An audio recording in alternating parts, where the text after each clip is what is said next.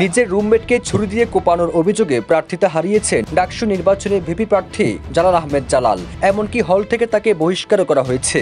একই সাথে অভিযুক্তকে পুলিশের হাতে তুলে দিয়ে শাহবাগ থানায় মামলা করে বিশ্ববিদ্যালয় প্রশাসন। এমন প্রেক্ষাপটে প্রশ্ন উঠেছে, এমন কি ঘটল যে নিজের রুমমেটকে ছুরিকাঘাত করেছে একজন ভিপি প্রার্থী।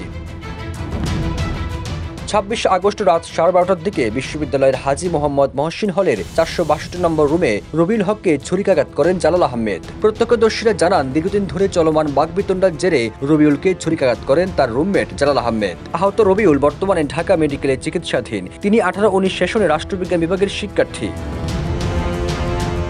ওয়ালটন এসি এক্সচেঞ্জ অফারে এখন যে কোনো ব্র্যান্ডের পুরাতন এসি বদলে নতুন ওয়ালটন এসিতে উপভোগ করুন 25% ছাড়। Walton air conditioner, comfort without compromise. হাসপাতালে চিকিৎসাধীন রবিউল হক বলেন, রাত 12:30টার দিকে জালাল আহমেদ রুমে এসে লাইট জ্বালিয়ে এবং শব্দ করতে থাকে, ফলে আমার ঘুম ভেঙে যায়। তখন আমি বলি সকালে আমাকে লাইব্রেরিতে যেতে হবে, অযথা শব্দ করলে ঘুমের সমস্যা হচ্ছে।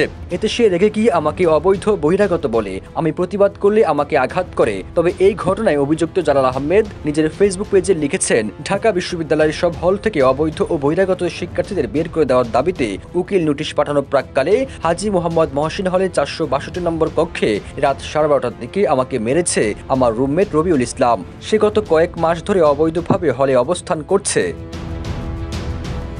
এই ঘটনার পরপরই শিক্ষার্থীরা জালাল আহমেদের রুমের সামনে ভিড় করেন। পরে প্রক্টর এবং হল প্রভোস্টের সহায়তায় তাকে শাহবাগ থানায় পুলিশের হাতে তুলে দেওয়া হয়। বর্তমানে জালাল আহমেদ শাহবাগ থানায় রয়েছে।